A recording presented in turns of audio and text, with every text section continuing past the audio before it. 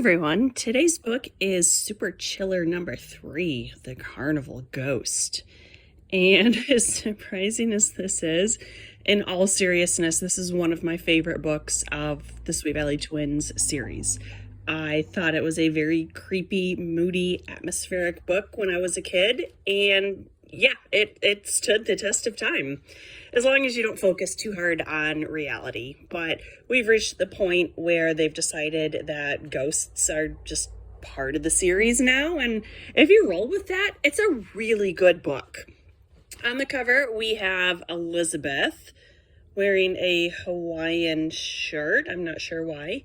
And off in the clouds there is the title Ghost. Also, don't be super jealous, but my book still contains the cutout cardboard ornament. It is just for me, a holiday gift from Elizabeth and Jessica. And what's even more amazing is I bought this book from a used bookstore and no one cut out the little ornament. So it is Christmas break in Sweet Valley and our twins have no plans. It just so happens that a temporary carnival has set up near the beach, and excuse me, I immediately have issue with this. I have watched temporary carnivals get set up. Why would you ever do that next to a beach? They strike me as very unsafe to start with, especially when you watch rides go up in under a day. And to put them on sand just doesn't seem even remotely safe, but okay, let's go with it. So the twins go pretty much on the first day, and one of the attractions is a haunted house, and at the very end you have to make a choice. Do you want to go in the vampire room or the cemetery?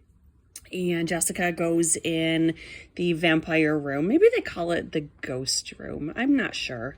I don't remember. It is the ghost room. Sorry, I read this book like 3 weeks ago. And it's the end of the school year. We're busy. Life happens. So Elizabeth goes into the ghost room.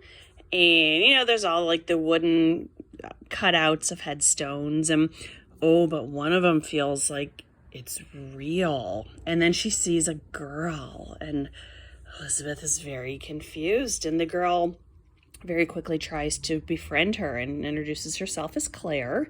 And she's 10, which is a little young for a friend for Elizabeth, but she likes all the social misfits. So she becomes friends with Claire.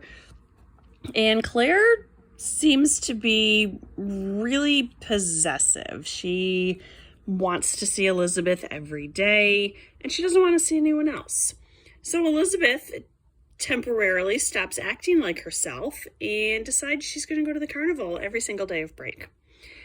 And, I don't think this is a spoiler for me to say Claire is a ghost. It tells us right there in the title. And there should have been some clues for Elizabeth. She's usually the smart one. Things like Claire keeps referencing that her parents own the carnival, even though the news and all of the other employees say it's a corporation in Texas that owns it. And there's a fortune teller who tries to tell them the truth. Basically, everyone's trying to protect Elizabeth here, but she's acting much more like Jessica. And I don't like Jessica. We all know that. So what I really do like about this book is it is very focused. And instead of having so many ridiculous subplots, they are all clearly tied to the carnival. And we get to see how all of the kids react to the carnival. As an example, Amy is going to be writing a Sixers story about the carnival. So she takes a very analytical, research-based approach to it. And Jessica's willing to believe anything. So when the fortune teller mistakes her for Elizabeth and tells her you have to stay away, you will die if you stay here. Of course, Jessica believes that.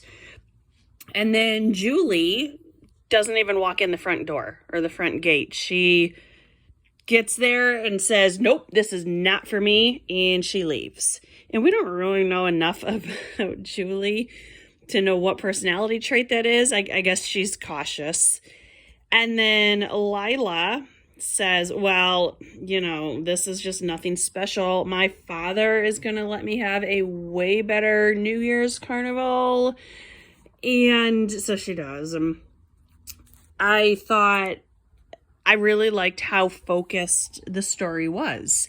That Lila's party, while it is definitely a side story or a subplot, it is still clearly tied to the main plot. At the end, the ghost Claire tries to get Elizabeth to basically jump off the Ferris wheel so they can be friends together.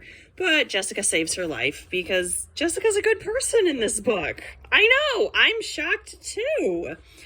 And eventually the fortune teller sends them a message. I don't know how she found them, but she tells them that, basically just appreciate each other. Magic isn't real. You have each other. Appreciate that. And the carnival leaves town, and Elizabeth is back to herself. And basically just thinks it's all a bad dream. And this book, it works for me. My only complaint is a very, very minor one, which is on page 10, where they tell us Belinda Layton, a 6th grade unicorn, had dark brown eyes and very short brown hair. I don't agree with that assessment. In book 25, she has a sandy brown, almost blonde hair, long enough to wear in a ponytail. But if my only complaint is about a hair description of a character who appears on one page of the book, that's okay. So this book is the right amount of creepy. I don't think it's too much for the target audience. I think it's a very tame ghost story that kids could be fine with. And I think it had a lot of good tension for adult readers as well. So I absolutely recommend this one. It is The Carnival Ghost. I thought it was well written. I thought it was a very clear, concise story. And I still like it 30 years later. So this is a definite read. Thanks for listening. Bye.